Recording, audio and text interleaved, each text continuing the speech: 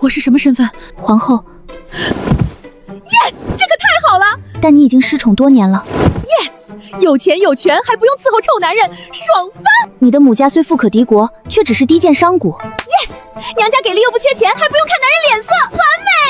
天可怜见，娘娘悬梁不成，终于疯了。木凳怎么折了？好家伙，原主吨位太惊人，把凳子压塌了，完犊子了！嫔妃自欺，可是要株连九族的大罪。快把这些东西拿去烧了！皇上驾到！苏金玉，你好大的胆子！纯白的哈达献给你，远方的朋友，我们相聚在这里。嘿巴扎嘿，扎西德勒。雪妃说皇后企图自缢，可有此事？她瞎说的，臣妾这是在学习藏地的风俗，此举有益于促进民族团结，增进友谊，以实现国家的繁荣复兴。臣妾敢对天发誓，亲眼目睹皇后悬梁，如有不实，天打雷劈！你放屁！宫门离这里10万8公里，你眼神不好，把我错认成西施也就罢了，竟还能看清我是在跳舞还是悬梁。本宫吃得香睡得好，手里又有钱，为何要想不开去悬梁？莫非脑子有病不成？宫中还有西施？皇后若没悬梁，为何把脖子遮得这么严实？敢不敢解开让皇上瞧瞧？不行，这绝对不行！皇上，臣妾绝没看错，皇后如此抗拒，定有隐情。皇后，解开让朕看看。果真有红痕。接下来你又要如何狡辩？当着这么多人不好说啊。让你说你就说。皇上不喜臣妾，臣妾想打扮一下自己。听说新进宫的王才人得了个极其精美的项圈，臣妾好奇借来试戴，结果却怎么也取不下来了。最后请了工匠，花了整整3个时辰才弄下来，这才不慎伤了脖子。请陛下明察，臣妾绝非厌世，臣妾这般风元福气的身段，可舍不得寻短见。朕忙于国事，冷落了皇后，以后别搞这种危险研究，实在不成体统。忙于国事，我都不惜的拆穿你。哦，知道了。因为眼拙闹出这种乌龙，实在太过草率。皇上，臣妾也是太担心皇后娘娘了。果然女人会撒娇，皇帝魂会飘。行了，连你也是关心则乱。禁足3日，小惩大戒。是，臣妾谢皇上隆恩。才3天，床都没捂热，又能出来作妖了。皇后出言不逊，即日起如素半年，正好去火。哼！皇帝不疼，宠妃还天天来添堵。身为堂堂中宫皇后，竟然混成这惨样。原主还为了这个渣男悬梁，脑子怕不是被门夹了，连顿红烧肉都吃不上。快乐是啥？能当饭吃吗？反正啊，快乐是绝对不存在的。娘娘，救命！您娘家这分红快把我压断气了！我的钱，我的快乐，这不就直接砸脸上了吗？凉了，死了！怎么看不起商人？商人不过是末流罢了。给我重新组织语言。商人永远是顶流！说的真好。娘娘您不讲武德，骗我感情。这主打就是一个口头表扬，不花钱，该省省，该花花。娘娘，陛下罚您如素半年，这宫里的素菜连点油星子都没有，您这金枝玉佩的身子怎么熬得住啊？哭什么？你家娘娘我是被贬了，又不是破产了。去，拿1000两银票出宫，把京城第1大酒楼醉仙楼的头牌大厨给我挖过来。娘娘，宫规森严，私请外厨。规矩是死的，人是活的。内务府这帮见钱眼开的奴才，你塞足了银子，就算你把玉皇大帝请进来，他们都当没看见。告诉那厨子，只要他肯来，月薪300两，年终奖另算。娘娘这酬劳也太过丰厚了吧？寻常大厨月钱不过几10两啊！我的要求只有一个，把素菜给我做出肉的灵魂。奴婢保证完成任务，一定把大厨带回来。果然有钱能使鬼推磨。娘娘，请过目。拿着银票去内务部，照着清单尽数采购，别省着。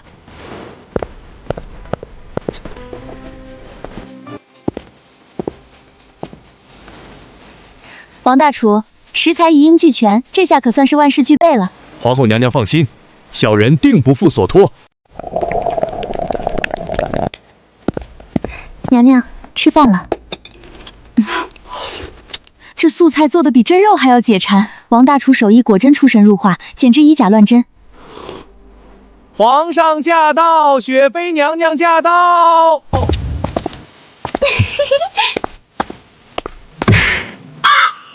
后，你胆大包天！陛下明明罚你如素半年，你竟敢在宫中公开大鱼大肉，你这是欺君之罪！雪妃，你这眼睛要是实在用不上，我出钱赞助你去太医院捐了。你看清楚，这是什么？李公公，你替陛下尝尝，这是荤是素？陛下，这是豆皮和香菇做的，但味道绝了，就比真烤鸭还要鲜美。皇后倒是好手段，吃个素也能弄出这么多花样。朕倒要尝尝这素斋能有什么稀奇。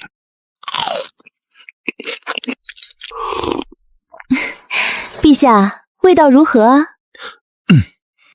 尚可，只是这般奢靡，终究不合规矩。陛下，好吃吗？你想说什么？陛下，臣妾被罚吃素，心里痛定思痛，决定将这素食文化发扬光大。臣妾打算在宫里推出高端素食盲盒 VIP 体验服务。您刚才吃的这顿算是一次免费试吃。盲盒 VIP 就是您掏钱，我负责给您做，每天菜品都不一样，全凭厨子心情，这就叫盲盒。至于 VIP 嘛，1个月500两白银，包月订购，保证您吃的健康，吃的新奇，还能给天下百姓做个吃素祈福的表率，一举多得。陛下要不要办个卡？皇后，你竟然跟朕谈钱！普天之下莫非王土，你这宫里的东西哪一样不是朕的？这您可就说错了，我这小厨房里的食材全是我银票在外面买进来的，包括做饭的厨子也是我花钱雇的，没花国库半个铜板。陛下既然觉得好吃，自然得掏钱。天下可没有免费的午餐，更没有白吃的霸王餐，您说对吧？皇后娘娘真是好大的口气，既然没花国库的钱，那娘娘这般铺张浪费，岂不是在打陛下的脸？如今前朝国库空虚，各地都在节省开支，娘娘身为6宫之主，不思分忧，反倒花重金弄这些旁门左道。姐姐这般做派，怕是不配母仪天下吧？等的就是你这句话。雪妃妹妹说的太对了，国库空虚是该节省。上个月初5，雪妃宫里添置了一尊半人高的红珊瑚，走的是内务补的账，花了800两。初10，雪妃打了一整套赤金枪红宝石的头面，花了1200两。上个月底，雪妃嫌弃宫里的地毯颜色不吉利，全换成了西域进贡的波萨羊毛毯，折合白银2000两。雪妃妹妹，你刚才说什么来着？国库空虚？你1个月光是买首饰玩物就花了国库4000多两白银，我花我自己娘家的私房钱吃2顿好饭，怎么就成了铺张浪费了？你要是真有这觉悟，不如把你这几年花国库的钱先结一下。你这是强词夺理，那些都是陛下赏我的。是啊，陛下赏的，拿国库的钱赏小老婆，真是好大的手礼。陛下，臣妾说句大实话，我苏家当年为了资助陛下打江山，可是掏空了半个家底。现在我吃我娘家几口饭，雪妃都要在这儿大呼小叫，不如咱们算算总账。闭嘴，还嫌不够丢人吗？朕出门没带银票，这个全当饭钱了。李煜，摆驾回宫。这水头极好，少说值个1000两。收好，记账上，这算皇帝入伙素食盲盒商的首付款。娘娘，您太厉害了，奴婢这辈子都没见过陛下吃这么大瘪。这算什么？到底该怎么把素食盲盒推广给后宫其他嫔妃呢？皇后娘娘，太后娘娘有旨，下个月初8就是太后的60岁大寿。如今国库吃减，太后娘娘听闻皇后深明大义，娘家又颇为阴打，太后希望皇后能做出表率，从嫁妆里拨出10万两白银，用来筹办这次寿宴，也好彰显皇后娘娘的孝心。小的刚走，老的就来了，张口就要10万两，真当我是任人拿捏的提款机？娘娘，太后说了，这可是您重新博得陛下欢心的大好机会，您可千万别不识抬举啊！想要钱，那就让你们看看什么是硬茬子。孙公公，10万两可不是个小数目，这事儿我得亲自去跟太后娘娘汇报。翠柳，更衣去慈宁宫。是。臣妾给母后请安。皇后啊，你可知前朝艰难，皇帝为了军饷和赈灾，愁得夜不能寐。哀家这60大寿本不欲大办，但群臣说要彰显国威，不能寒酸。你身为皇后，娘家又富甲天下，理应替皇帝分忧，做个表率呀。是啊，皇后娘娘，您昨天自己掏钱办那什么素食盲盒，花钱如流水，可见苏家底子厚实。如今太后大寿，您身为儿媳，拿个10万两银子出来尽尽孝心，想必也是9牛1毛吧？想对我进行道德绑架，母后说的极是，臣妾昨晚也是愁得一宿没睡，满脑子都是怎么替陛下分忧。所以，臣妾特意回了一趟寝宫，把臣妾手里最值钱的家当全搬来了。抬进来！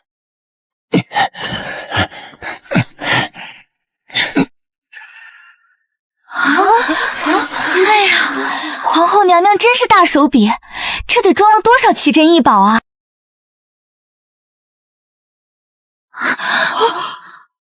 这是何物？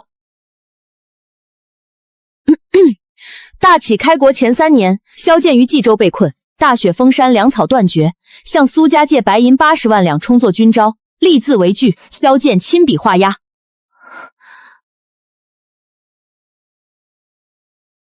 大启开国前2年，萧剑欲重组重甲骑兵，苦于无钱买马，向苏家借白银2分，萧剑亲笔画押。大启开国前1年，萧剑为打通京城各路关节，借白银30万两。够了！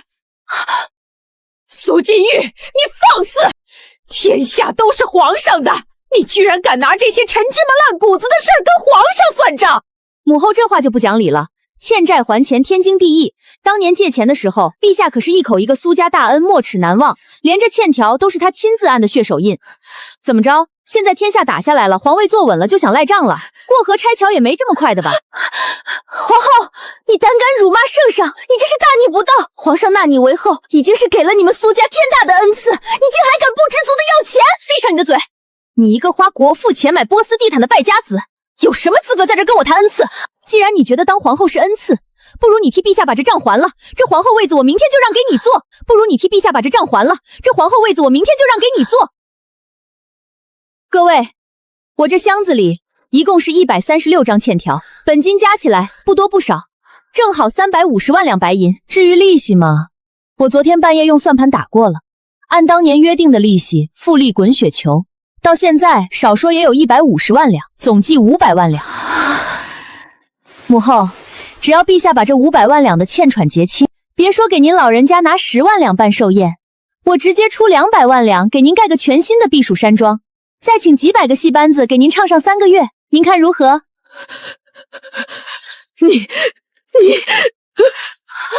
皇后，你在胡言乱语些什么？你在胡言乱语些什么？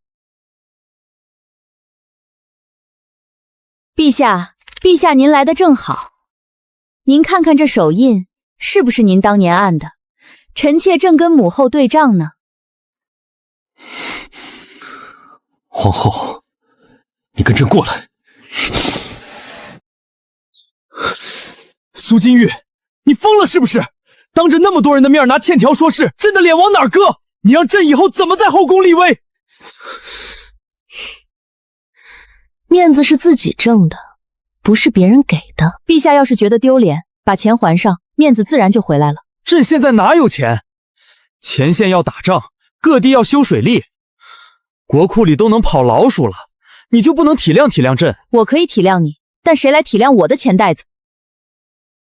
太后张口就要10万两，那是我的嫁妆，是我爹娘留给我的放生钱，我凭什么白白拿出来打水漂？算朕求你，太后毕竟是朕的生母，她的大寿若是办得寒酸，天下人会骂朕不孝，你就当借给朕的，等国库充盈了，朕一定还你。你可拉倒吧，你那136张欠条还没结清呢，再借你，我苏家就该去要饭了。不过念在咱们是夫妻一场的份上，我可以给你个解决方案。什么方案？你肯出钱了？你肯出钱了？出钱是不可能出钱的，但我可以承包太后的寿宴。你原本打算让内务府花多少钱办这个寿宴？内务府报上来的预算是5万两，可母后嫌少，非要10万两的排场。行，你把那5万两给我，我保证给你办出15万两的排场，风风光光，绝对让太后挑不出半点毛病。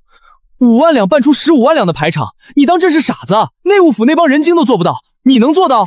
内务府做不到，是因为他们中间要吃回扣，一层层扒皮，到最后真正用到寿宴上的钱连1万两都没有。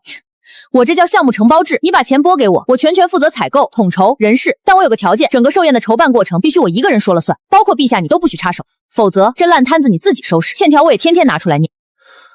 好，朕答应你，库房钥匙给你，预算5万两，让太后不高兴，朕不仅要治你的罪，那些欠条咱们也一笔勾销。一言为定，陛下就等着看好戏吧。翠柳，去找个工匠，定制一块巨大的木牌。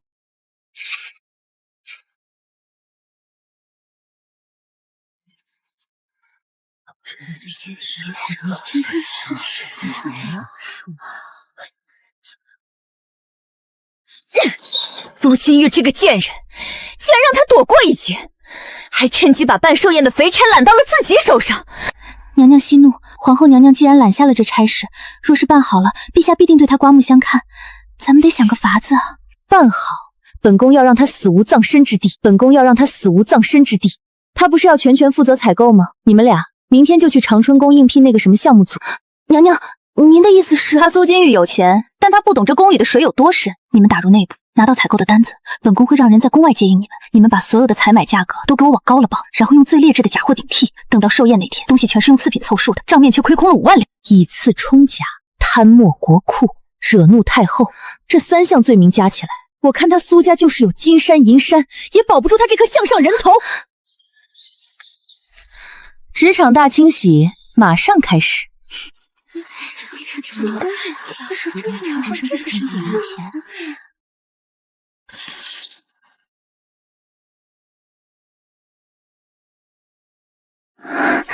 臣妾给皇后娘娘请安。免礼。听说你们俩想进我的项目组。娘娘，臣妾们听闻娘娘接了太后寿宴的苦差事，心里实在过意不去。臣妾娘家以前是做布里生意的，李答应的远房表舅是京城有名的瓷器商。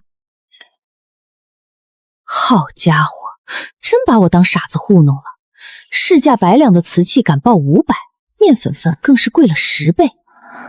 这哪里是采买名录，这简直是砍头名录。价格确实很公道。娘娘明鉴，这已经是我们能拿到的最低价了。李答应、王才人，你们进宫几年了？回娘娘3年了。3年了。这3年里，陛下召庆过你们几次？加起来不过3次。一个月俸多少？臣妾等位分低，一个月只有20两文银。20两？你们连给内务府太监塞的红包都不够吧？平时为了买点胭脂水粉，还得倒贴娘家的钱。雪妃让你们来干这掉脑袋的脏活，许了你们多少好处？事成之后，一人赏你们100两，还是给你们在陛下面前美言几句？皇后娘娘饶命，是雪妃娘娘逼我们的。雪妃娘娘说，只要我们把这账本混进去，事成之后保我们升为贵人。画大饼谁不会啊？你们动脑子想想，贪没国库是死罪，到时候东窗事发，雪妃为了自保，第一个就把你们俩推出去当替死鬼，命都没了，升贵人有什么用？去地府给阎王爷当小妾吗？行了，别哭了，本宫这里不收眼泪。你们俩要是还想活命，就给我站起来听好。这假账簿我扣下了，但我不去揭发你们。现在我给你们指一条明路，从今天起，你们就是我长春宫的人。我给你们开底薪，每个月50两现银，逢年过节有奖金。寿宴办得好，结余的钱我拿出1成分给你们当项目提成，干不干？50两还有提成？这算什么？你们跟着雪妃混，只能喝口汤，还得提心吊胆。你们跟着我干，我让你们吃肉。王才人，你不是懂布匹和珠宝吗？从今天起，你就是项目组的采购总监，所有布匹首饰你负责去砍价，砍下来的差价，本宫给你提成。李答应，你心细，你做财务主管，咱们不用内务府那套烂账，我教你现代复式记账法，保证1文钱都错不了。翠柳，奴婢在。你当班长，负责统筹进度，谁要是偷懒儿，扣他绩效。娘娘大恩大德，臣妾愿为娘娘肝脑涂道。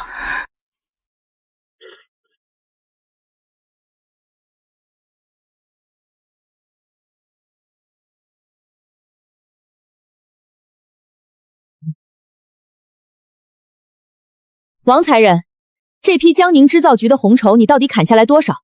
单价绝对不能超过20两。李答应，你这借贷记账法是不是写反了？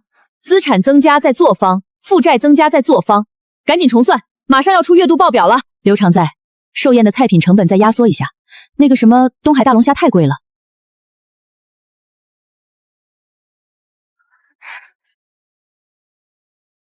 这群忘恩负义的小人，全都背弃本宫！后宫近日太过安稳，实在蹊跷，朕得去长春宫震慑一番。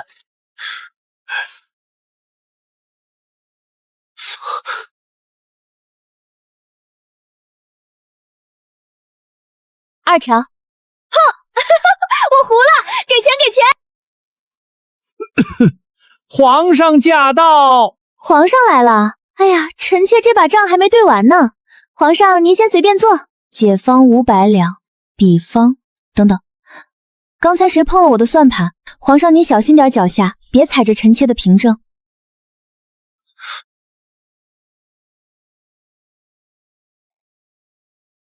陛下怎么这么晚来了？臣妾们正在赶工期，加班加点为太后筹备寿宴呢。这就是你说的赶工期，在后宫聚众，成何体？哎，陛下这就外行了，这叫团建。大家白天工作压力大，晚上打几圈麻将放松一下大脑，这样明天砍价才更有精神。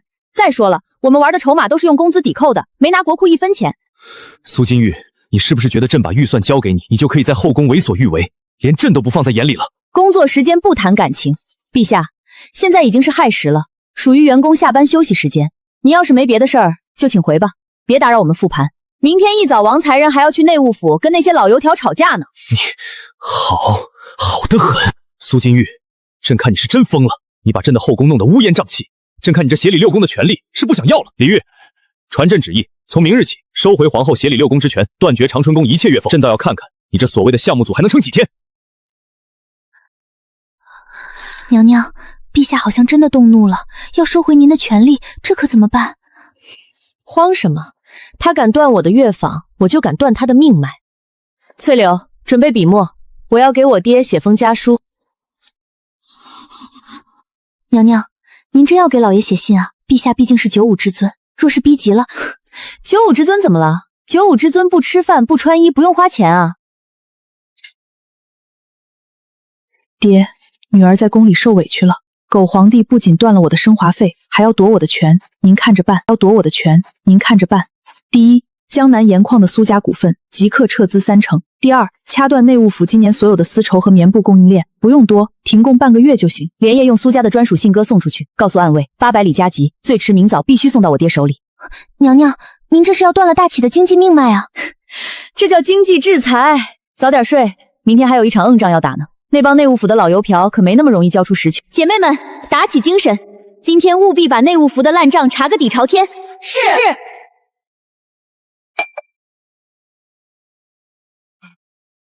陛下，出大事了！江南急报，苏家商从3大盐矿撤资了，盐路停运，市面上的盐价一夜之间翻了3倍。边关将士若是断了盐，连拿刀的力气都没了呀！什么？苏家为何突然撤资？陛下，苏家的织造局今早发来通牒，说原丝短缺，立刻停止向宫里供应所有的布匹。不仅太后寿宴用的红绸没了，连给各位娘娘做夏装的料子全断了。放肆！简直放肆！苏家这是要造反吗？陛下息怒，苏家只是按行规撤资，并未犯法。当务之急是赶紧弄清楚苏家为何发难。若是苏家再把钱庄的银根收紧，咱们大启的国库下个月就发不出官员的俸禄了。发不出工资，那这群大臣还不把金銮殿给掀了？娘娘，内务府那帮孙子一开始还想拿交，不肯交账本。王柴全直接带人把他们的库房门给堵了，说不交出钥匙就立刻断了他们的炭火供应。那帮人欺软怕硬，现在全老实了。干得漂亮，记上一功，这个月发2倍奖金。苏金玉，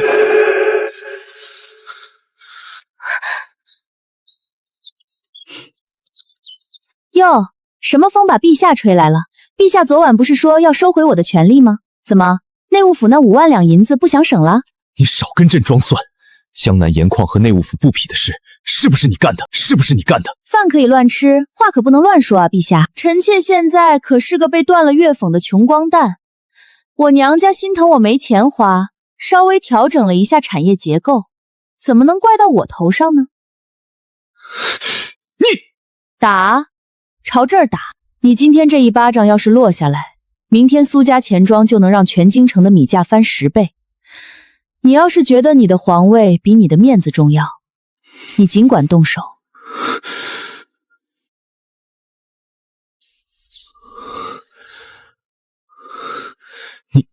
你到底想怎么样？很简单，第一，恢复我的协理六宫之权和一切待遇；第二，太后寿宴的项目，内务府必须无条件配合我的人；第三，也是最重要的一点，以后别在我面前摆你那皇帝的臭架子，在这个长春宫，我说了算。好，朕答应你。现在立刻给你爹写信，让他把盐矿的资金补回去。急什么？这叫复工协议，陛下在上面签个字，盖个玉玺，我马上飞鸽传书。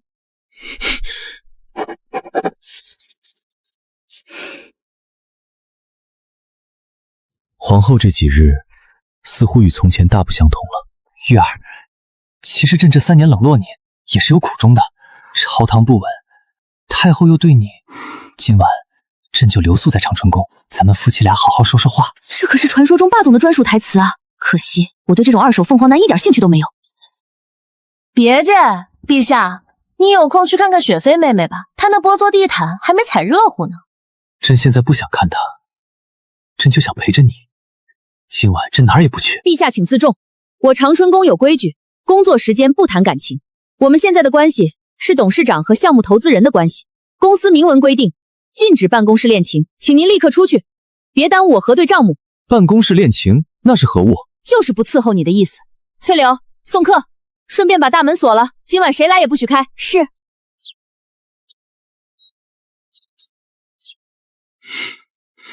皇上，要不咱们去雪妃娘娘那儿？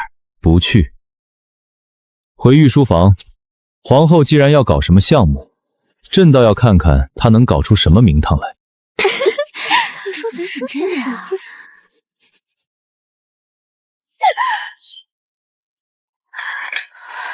陛下竟然去了长春宫，还在那儿待了半个时辰。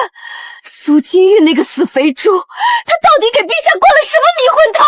娘娘，奴婢听说，陛下出来的时候虽然被关了门，但不仅没生气，反而还贱人！去，给本宫找太医院的赵太医来，就说本宫最近身子乏累，月信也推迟了。苏金玉，你再能干又如何？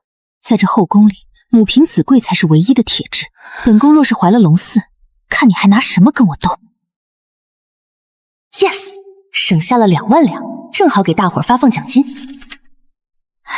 听说雪妃娘娘有身孕了，天降喜事，即刻赏赐雪妃3个月月俸。太好了，我有子嗣了。娘娘，这可怎么好？她要是生下皇长子，这后宫还有咱们的活路吗？慌什么？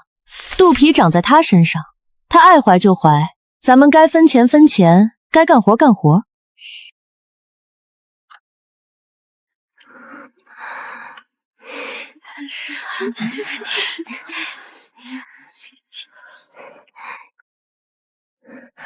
皇后娘娘，臣妾敬你一杯。以前臣妾不懂事，多有得罪，如今臣妾有了身孕，只盼着能为皇家开枝散叶，还望娘娘大人大量，庇佑臣妾母子平安。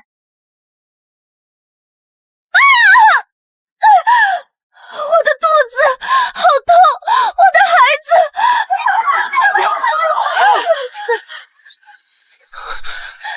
太医，快传太医！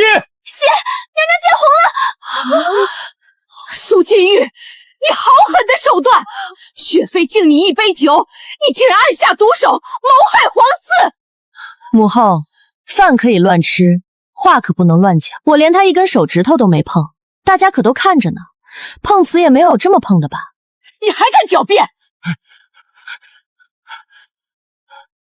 陛下，太后，雪妃娘娘脉象大乱，这是滑胎之兆啊！陛下，那香炉里有极浓的红花和麝香的味道，孕妇闻之，半炷香内必滑胎啊！好一个连环计！苏金玉，朕以为你变了，没想到你竟然如此恶毒！陛下，臣妾的孩子没了。皇后娘娘若是容不下臣妾，冲臣妾来就好，为什么要臣妾的孩子啊？演完了吗？演完了，轮到我了。赵太医是吧？你说这香炉里有麝香和红花？微臣行医数10年，绝不会闻错。你当然闻不错，因为这香炉里烧的是我让王才人从宫外集市上批发来的驱蚊草药，2文钱一大把，里面除了艾草就是薄荷。怎么，你家红花长得跟艾草一个味儿？可娘娘确实是华太的脉象啊，裙子上的血也是铁证。铁证，行，那我就给你来个物理打假。翠柳，把孙大夫带进来。陛下，这位是我花重金从京城外请来的外科圣手孙大夫。他专治各种疑难杂症，尤其是验血验伤，天下无双。既然赵太医说雪妃滑胎，不如让孙大夫也检验一下。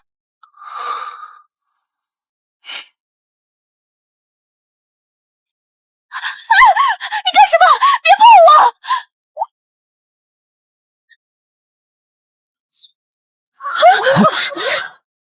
回禀陛下、皇后娘娘，真正的活人鲜血滴入清水中会慢慢散开，且有独特的帮味儿，但这碗水里的东西遇酸则起沫，且腥臭发馊，这根本不是人血，这是混合了胭脂红和鸡血的劣质染料，而且这鸡血恐怕还是昨天杀鸡剩下的，都馊了。你胡说！你这个江湖骗子！你是皇后长陷害我的！还死鸭子嘴硬是吧？既然血是假的，那这血是从哪儿冒出来的？翠柳，给我搜！是。放肆！你们敢碰我！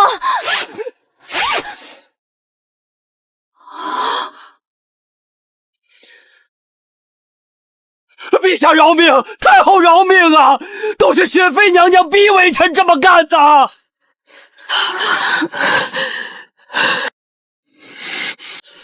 贱妇，你竟敢用这种下三滥的手段欺瞒朕，陷害皇后！陛下且慢。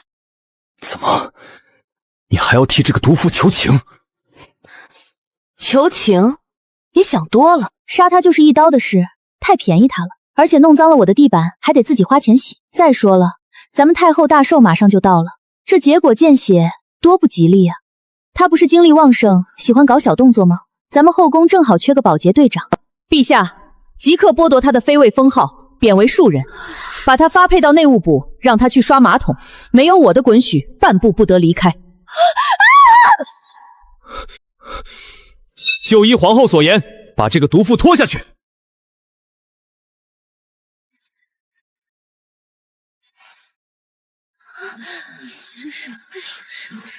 皇后好手段，只是这后宫终究不能只有一个女人说了算。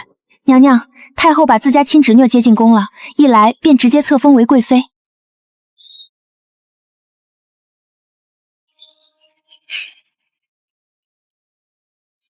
行，那就比比看。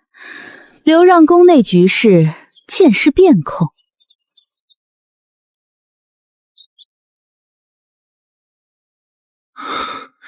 陛下，这琴声婉转，要不要前去瞧瞧？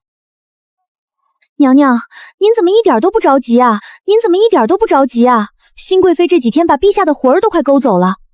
听说她还在永科宫办什么女德研讨班，专门给那些低位嫔妃讲女诫、教写诗，摆明了是要拉帮结派挖您的窗脚啊！急什么？男人算什么核心资产？我的核心资产是长春宫金库里的现银。他爱弹琴就让他弹，只要别吵着我算账就行。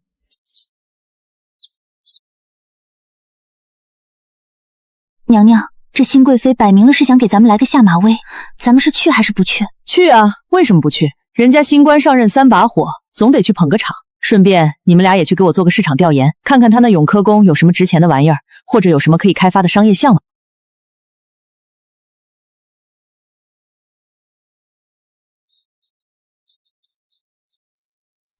臣妾给皇后娘娘请安。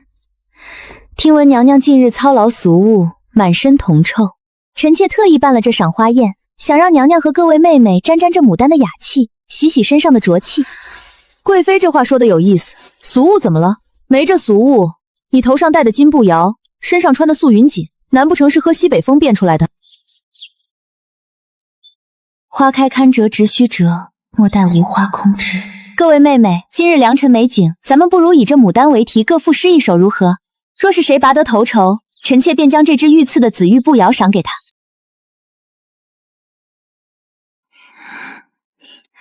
怎么，各位妹妹是不好意思，还是觉得臣妾这彩头不够分量？贵妃娘娘，您这牡丹看着确实不错，但臣妾刚才估算了一下，这牡丹花瓣厚实，若是用来提炼精油或者做纯露，出油率大概能有5%。提炼什么？精油啊！这一株牡丹大概能摘1斤花瓣，加上蒸凉的人工费、柴火费，成本大概在3两银子。但若是做成顶级的牡丹花水，卖给京城那些达官贵人的家眷，一小瓶就能卖50两，利润率高达1600个点。贵妃娘娘，您这满院子的牡丹，少说也有上百株，要是全摘了做成花水，这可是一笔巨款啊！您要是嫌麻烦，我们长春宫可以全包了，给您1成干股分红，如何？粗俗，简直是有辱斯文！牡丹乃花中之王，你们竟然想把它煮了卖钱？你们的脑子里就只剩下钱了吗？贵妃娘娘此言差矣。钱不是万能的，但没有钱是万万不能的。臣妾刚才观察了一下贵妃娘娘这场宴会，您用的茶是极品武夷大红泡，点心是御膳房的高级定制，加上这满院子的布置，这场宴会的总成本少说也得500两银子。敢问贵妃娘娘，您花这500两办这场宴会，预期的 ROI， 也就是投资开败率是多少？是通过作诗能变现，还是能从陛下那里换来更多的赏赐？如果都不能，那您这场宴会就是纯的负资产，烂账一堆。在咱们长春宫办这种亏本活动是要扣3个月绩效的。你们，行了，别把人家贵妃娘娘气坏了。苏婉儿，别整天搞那些没用的虚头巴脑。这后宫现在是 KPI 考核制，你那套女德班早就过时了。你想挖我的人可以，只要你能给他们开出比我更高的待遇，他们随便你挑。你们有谁想去永科宫跟着贵妃娘娘念诗的？现在就可以报名。娘娘说笑了，臣妾下午还要去盯布料的尾款呢。就是做事能当饭吃吗？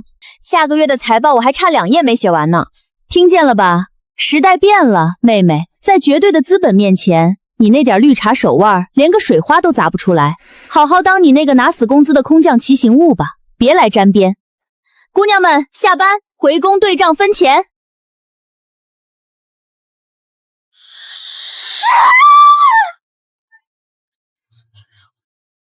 诸位夫人瞧瞧，这批绸缎首饰皆是上等好物。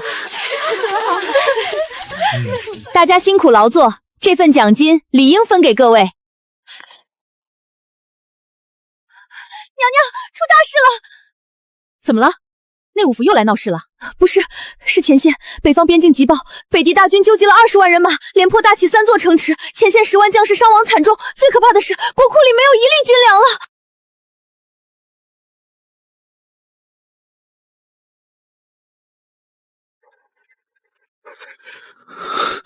玉儿，大齐要完了，朕来找你借钱。借钱可以，但这一次我要的不是欠条，拿你大齐王朝的股份来换。股份？什么是股份？皇后，都这个时候了，你还在跟朕开什么玩笑？北狄的弯刀都已经架在大齐的脖子上了。我没跟你开玩笑。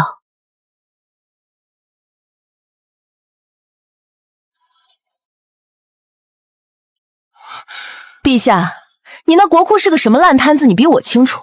前线10万大军，每天人吃马染就是个天文数字。你现在找我借钱，无非是想让我苏家填这个无底洞。但我苏家的钱也不是大风刮来的，借钱可以。我苏家名下3大钱庄、5大粮仓，可以立刻调动300万担军粮和200万两白银，连夜送往前线。但我有3个条件，这3个条件就是我要的大齐股份。你说？第一，我要政策开放，大齐律例，女子不得立户，不得经商，凡有产业必须挂靠在父兄或丈夫名下。我要你立刻下发一道圣旨，废除这一条。外敌已然逼近边境，你还拘泥于女子行事方式，放宽女子经商限制，既能盘活市面经济，还可大幅增加朝廷赋税。你莫要以为我是无偿相助，我实则是帮朝廷扩充财力储备，富足财力方可支撑守卫战事。钱粮匮乏，便难以安稳守护疆土。准许女子独立申领经商路引，可自行持有田产铺面。我要大齐女子皆能堂堂正正经商立业，自立谋生。此事绝无可能，此举违背祖制礼法。女子纷纷外出经商立业，成何体统？必将扰乱天下秩序。天下如今早已乱象丛生。第二，我要执掌户部相关分管实权，苏家拨付的钱粮需由我方人员全程监管流向。朝中户部原有官员作风参差不齐，我难以放心托付钱粮事务，大额款项层层经手克扣，真正落到军士手中的钱粮寥寥无几，巨额银两下发后，几经损耗，实际到手物资大打折扣。我的钱必须花在刀刃上，物资采购、运输路线全由我的后宫班委会和苏家商号对接，户部只能配合，不能插手。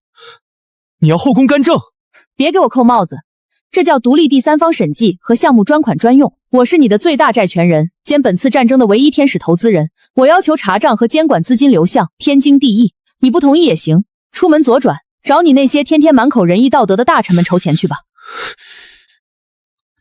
第3个条件呢？第3个最简单，给苏家颁一块护国皇商的金匾，免除苏家旗下所有商后3年过路国税。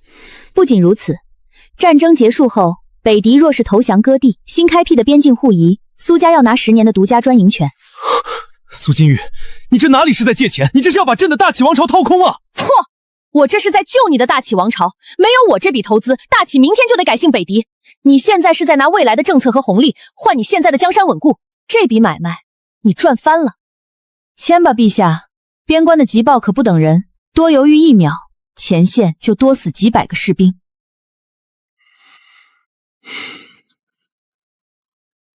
好，朕签。苏金玉，朕的江山，大启的命脉，现在全交到你手里了。你若是敢骗朕，放心，公司不倒闭，你的龙椅就稳如泰山。翠柳、敲锣，长春宫全体员工立刻起床打卡，进入1级战备状态。娘娘，出什么事了？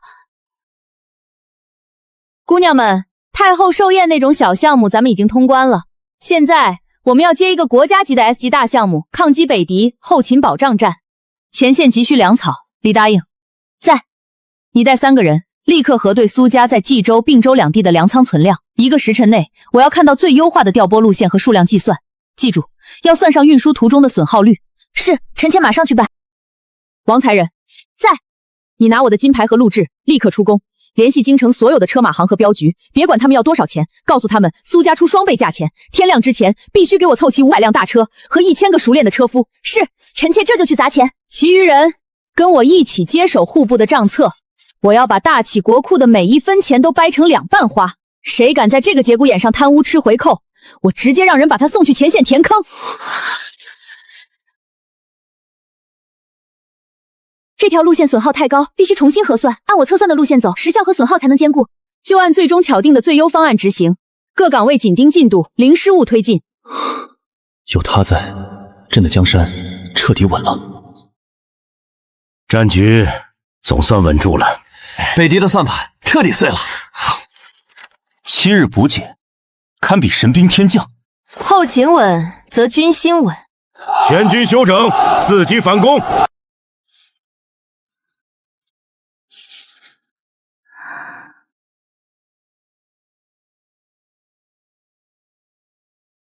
玉儿，累了吧？喝口汤歇歇，这是朕亲自给你熬的。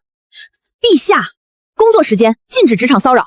还有，别叫我玉儿，叫我苏总或者苏董事长。好，好，好，苏总，前线捷报，北狄退兵30里，这全是你的功劳。你说朕该怎么赏你？要不朕今晚就留在长春宫，好好伺候伺候苏总。事情行啊，咱们现在是合伙人，合伙人之间谈感情伤钱。想住在这里，先充年度 VIP 10万两白银，概不赊账。请问陛下是付现银还是银票？朕的私房钱早被你榨干了，朕现在全身上下连10两银子都掏不出来，你又不是不知道。没钱，没钱就回你的盘龙殿睡凉席去。李煜，送客。早晚有一天，朕要把 VIP 买下来。如今战事虽稳，朝野上下士气仍需提振，便筹办一场祭天大典，祈求上苍庇佑大启，早日击退北狄。大典定在下个月初5，依照祖陛下亲自登坛主持。祭天祈福宁民心，朕自当亲自前往，愿苍天护佑，我大出将士早日凯旋。娘娘，臣妾一直按照您的吩咐，紧盯京城各类大宗产品交易。近半月，京城周边数县的硫磺、木炭、硝石都被人以3倍市价分批次暗中买空了，但打出来的铁器重量全都是开刃兵器的规格。传我命令，后宫班委会全体成员听令，从现在起，放下手里的账本，把长春宫兵器库里的复合弩和防刺服全给我翻出来，敢动我的最高资产，老娘带人掀了他们的天灵盖。说好的冰窖怎么全是木箱？睁大眼睛仔细看吧。啊！这居然是兵器！娘娘，您在宫里私藏军火，这可是诛九族的大罪啊！闭嘴！这叫固定资产安保配置。都穿上。大启的国库是我填的，前线的军粮是我苏家出的。狗皇帝萧剑现在背着我几百万两的外债，他就是我最大的核心资产。现在有人想弄死我的提款机，你们说我能答应吗？断人财路如杀人父母，谁敢动咱们长春宫的投资项目，咱们就跟他拼了！很好，要的就是这个觉悟。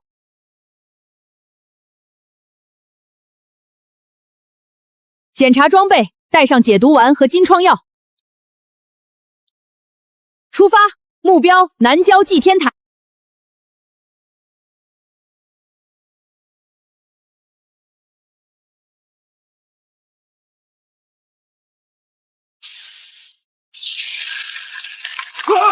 有刺客，快护驾！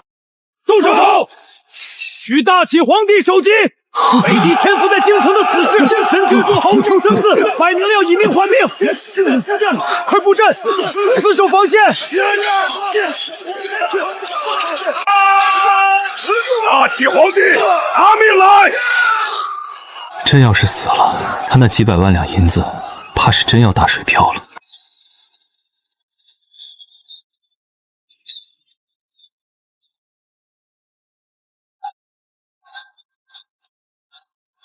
放箭，给我狠狠的射！一支箭10两银子，回头找内务部报销。苏金玉，感伤陛下，先过我这一关。冷兵器时代，吨位就是最强战斗力。姐妹们，保护董事长，护驾！射中一个左大腿，这算轻赏，赏金50两。在这里答应你敲我人头，那个是我先瞄准的。瞎说，明明是我的弩箭先到的，这人头算我账。就这点力气也敢来送死，这叫雾里防狼术。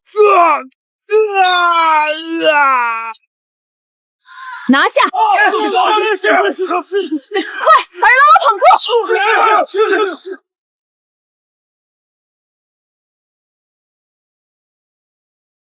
玉儿，你救了朕，你竟然为了朕冒这么大的险！玉儿，你为了救我亲自上阵，你对我是真爱啊！少给自己加戏。我救你是因为你欠我500万两本金加150万两利息，你死了，这笔账就成了死账。朕签，朕都签。从今往后，这大启的江山有一半是你的。你要钱，朕给你钱；你要权，朕给你权。哪怕你要朕的命，朕也给你。要你的命干什么？又不值钱，赶紧回宫洗洗你那身灰吧。公司还有一堆烂账等着你批复呢。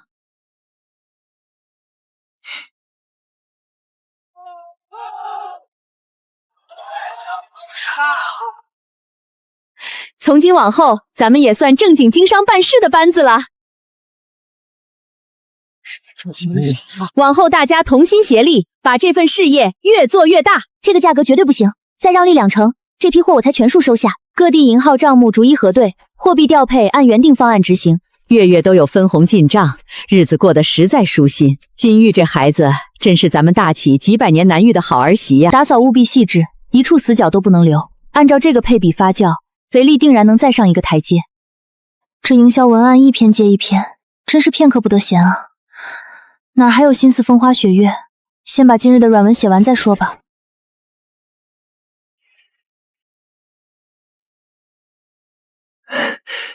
苏总，账看累了吧？朕给您打个水泡泡脚。停！无事献殷勤，非奸即盗。前朝的奏折批完了，户部明年的预算过了吗？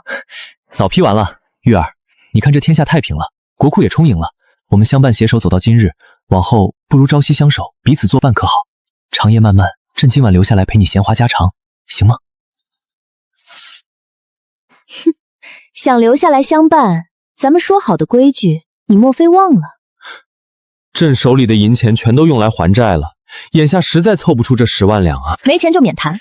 不过看在你是大启主事人的份上，我给你指条明路。这是明年大启全国道路翻新的项目书，你把这份文书批复下来，整个工程就交由我苏家商号承办。我从项目利润里抽出10万两，就当是帮你抵购办理 VIP 的费用。当真？我苏金玉做生意向来童叟无空。好，朕这就去盖玉玺。